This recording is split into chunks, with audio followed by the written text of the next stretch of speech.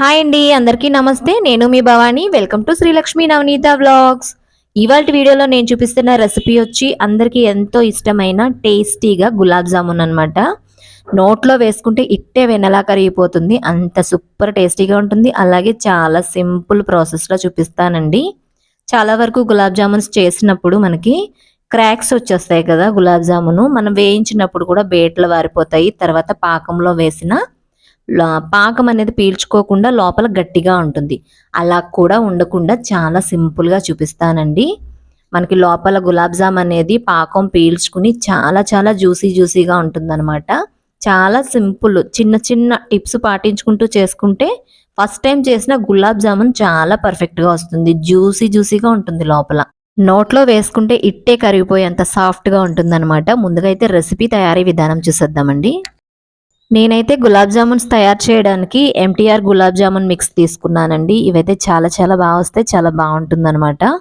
ముందుగా ఒక ప్యాకెట్ తీసుకున్నాను నేను. ఒక ప్యాకెట్కి ఎంత క్వాంటిటీ పడుతుందో ఆ ప్రకారంగా అయితే నేను ఇది వీడియో షూట్ చేశానండి. ఈ విధంగా చేస్తే మీకు చాలా బాగా వస్తుంది. ముందుగా గులాబ్ జామున్ ప్యాకెట్ తీసుకుని ఒక ప్లేట్లో వేసుకుని ఆ మిశ్రమంలోకి చిటికెడు సాల్ట్ వేసుకోవాలి. వేసుకున్న తర్వాత మనం వేసిన సాల్ట్ అంతా కూడా చక్కగా మిక్స్ అయ్యేలాగా ఈ గులాబ్ జామున్ మిక్స్ని అయితే పొడి పిండినే చేత్తో బాగా కలుపుకోవాలి. అలా కలుపుకున్న తర్వాత పాలు వేసుకుని కలుపుకోవాలండి. పాలు వేసుకుని కలుపుకోవడం వల్ల కూడా మనకి మంచి టెక్స్చర్ అనేది వస్తుందన్నమాట. ఇలా కొంచెం కొంచెంగా పాలు కాచినవైనా పర్వాలేదు, లేదా ఫ్రిడ్జ్లో పెట్టి తీసిన పచ్చి పాలైనా పర్లేదండి. కలిపేటప్పుడు పాలైతే చల్లగా ఉండాలి. అలా వేసుకుంటూ పాలని మనం గులాబ్ జామున్స్ తయారు చేసుకుని ఉండలు చేసుకోవడానికి వీలుగా కలిపేసుకుని పిండి ముద్దని దానిపైన ఒక్క స్పూను నెయ్యి వేసుకుని ఒక్కసారి మళ్ళీ సాఫ్ట్గా కలిపేసుకుని పైనంతా కూడా చక్కగా నెయ్యి పట్టేలాగా ఇలా చపాతీ ముద్దలా చేసేసుకుని, చూసారు కదా, చేయి పెట్టి నొక్కితే సాఫ్ట్గా మన చేతి వేళ్ళ ఆనవాలు పడుతుంది. ఆ విధంగా కలిపేసి మూత పెట్టి ఒక 5 మినిట్స్ రెస్ట్ ఇవ్వాలన్నమాట దానికి. ఈలోపు గులాబ్ జామున్ కోసం షుగర్ సిరప్ని అయితే రెడీ చేసుకోవాలండి. నేను ఒక ప్యాకెట్ గులాబ్ జామున్కి 600 గ్రాముల షుగర్ని అయితే వేసానమాట. వేసుకుని ఈ కప్పుతో కప్పున్నర వాటర్ని అయితే వేసుకున్నాను.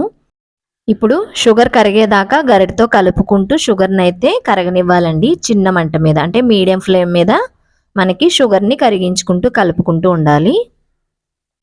అలా బాగా కలుపుకుంటూ ఉన్నప్పుడే మనకి ఒక 4-5 యాలకుల్ని బాగా దంచేసుకుని ఈ పంచదార పాకంలో వేసేసుకోవాలి.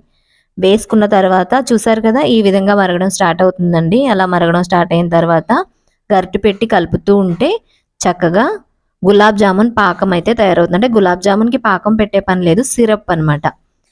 మనకి చేతికి ఇలా తీసుకుని చూస్తే స్టిక్కీగా ఉంటుంది, అలాగే జిగురుగా ఉంటుంది అనమాట. మనం ఏదైనా స్వీట్ ముట్టుకున్నప్పుడు పాకంలా ఉంటుంది కదా మన చేతికి, ఆ విధంగా ఉంటుంది. చూసారు కదా, ఇలా 2 వేళ్లతో ఇలా అంటా ఉంటే జిగురుగా ఉంటుంది, స్టిక్కీగా ఉంటుంది వేళ్ళు పట్టుకుని విడిచేటప్పుడు. ఆ విధంగా పాకం వచ్చినప్పుడు మనం స్టవ్ ఆఫ్ చేసేసుకోవాలి. స్టవ్ ఆఫ్ చేసేసుకుని ఇంకా మూత పెట్టేసి ఈ పాకాన్ని పక్కన పెట్టుకుని, ఇప్పుడు మనం ముందుగా కలిపి పెట్టుకున్న గులాబ్ జామున్ మిక్స్ ఉంది కదా, దాన్ని ఒక్కసారి మళ్ళీ కలుపుకుని స్మూత్గా, మరీ ఎక్కువ పిసికేసినట్టుగా కాకుండా స్మూత్గా కలిపేసుకుని ఇప్పుడు చేతికి కొద్దిగా నెయ్యి రాసుకోవాలండి. కొంచెం నెయ్యి రాసుకుని మీరు ఏ సైజులో గులాబ్ జామున్స్ తయారు చేసుకుంటారో ఆ సైజులో గులాబ్ జామున్ తయారు చేసుకోవాలి. కొంచెం పిండి ముద్దను తీసుకుని 2 చేతుల మధ్యలో పెట్టుకుని ఒక్కసారి గట్టిగా స్టిక్ చేసినట్టుగా నలుపుతూ చేసి ఆ తర్వాత రౌండ్గా ఉండ చేసేసుకోవాలి. అలా చేయడం వల్ల ఎక్కడ క్రాక్స్ అనేది లేకుండా చాలా సాఫ్ట్ బాల్స్ అయితే రెడీ అవుతాయి మనకి గులాబ్ జామున్ రెడీ చేసుకోవడానికి.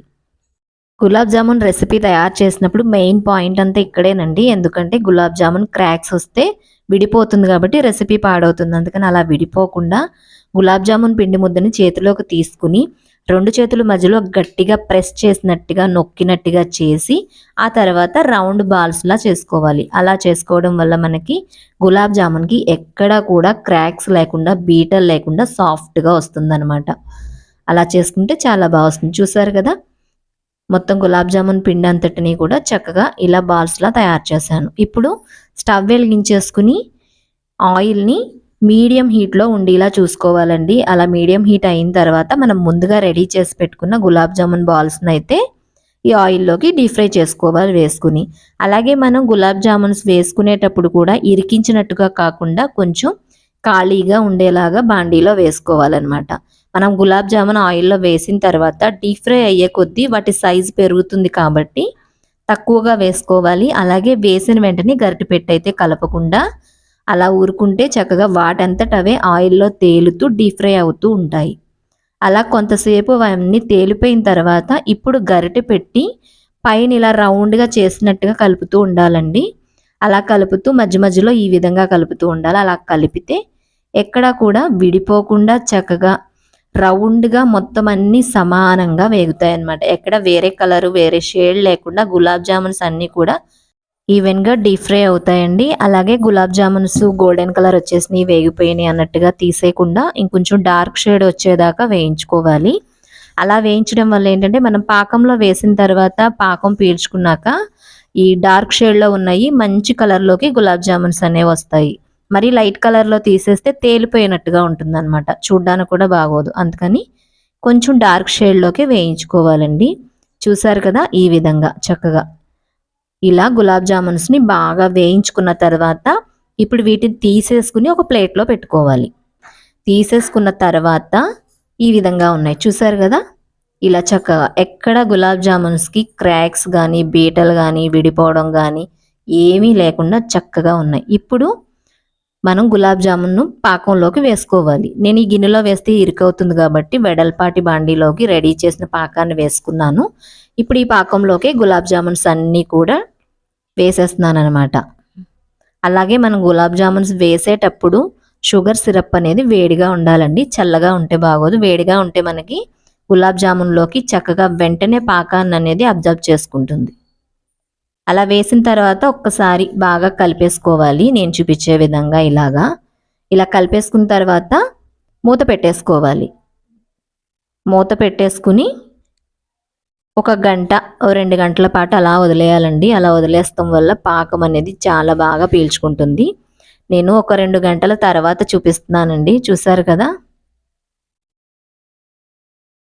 గులాబ్ జామున్స్ అన్నీ కూడా చక్కగా పాకంలో మునిగిపోయి చక్కగా పాకం పీల్చుకుంది. అలాగే ఎక్కడా కూడా విరిగిపోకుండా మనం బయట స్వీట్ షాప్స్లో తెచ్చుకుంటాం కదా, అంత పర్ఫెక్ట్గా వచ్చినాయి అనమాట. మీకు చూస్తే కూడా తెలుస్తుంది కదా, నేను చెప్పడం కాదు. ఇంతేనండి, చూసారు కదా, చాలా సింపుల్గా చాలా పర్ఫెక్ట్గా ఫస్ట్ టైం ట్రై చేసినా కూడా మీకు గులాబ్ జామున్స్ అనేది చాలా చాలా బాగా వస్తుంది. అంత బాగా రెడీ చేసి చూపించాను నేను మీకు వీడియోలో. అలాగే పాకం పీల్చుకుందో లేదో కూడా నేను ఇక్కడ గులాబ్ జామున్ని కట్ చేసి చూపిస్తున్నానండి. చాలా బాగా లోపలికి పాకం అనేది పీల్చుకుంది. అలాగే నేను చూపించినట్టుగా ఇంత పర్ఫెక్ట్గా రావాలి అంటే మీరు కంపల్సరిగా వీడియో అనేది ఎక్కడా స్కిప్ చేయకుండా ఫస్ట్ నుంచి లాస్ట్ దాకా చూస్తే క్లారిటీగా అర్థమవుతుందండి. మీరు కూడా ఇంతే పర్ఫెక్ట్గా మీరు గులాబ్ జామున్స్ చేస్తారు, అంత బాగుంటుంది. చూసారు కదా, పాకం కూడా లోపల దాకా పీల్చుకుంది. నేను కట్ చేసి చూపిస్తున్నాను గులాబ్ జామును. జ్యూసీగా ఉంది, అలాగే పూసలాగా ఉంది. లోపల నోట్లో వేసుకుంటే ఇట్టే కరిగిపోతుంది అనమాట, వెన్న పూసలాగా సాఫ్ట్గా వచ్చింది. కంపల్సరిగా నేను చెప్పిన చిన్న చిన్న టిప్స్ పాటిస్తూ తప్పకుండా మీరు గులాబ్ జామున్ రెసిపీని రెడీ చేసి టేస్ట్ చేసిన తర్వాత తప్పకుండా కమెంట్ చేయండి మీకు ఎలా వచ్చిందో రెసిపీ. ఓకేనా ఫ్రెండ్స్? అలాగే ఇవాళ నేను చేసిన గులాబ్ జామున్స్ రెసిపీ మీకు నచ్చితే తప్పకుండా ఒక లైక్ చేసి మీ ఫ్రెండ్స్కి రిలేటివ్స్కి షేర్ చేయడం మర్చిపోకండి. అలాగే మన ఛానల్ని ఎవరైనా మొదటిసారి చూస్తున్నట్టయితే తప్పకుండా సబ్స్క్రైబ్ చేసుకోండి. అలాగే మన ఛానల్లో వీడియోస్ అన్నీ చెక్ చేయండి, మీకు కంపల్సరీగా నచ్చుతుంది. ఓకేనా friends? Thank you for watching.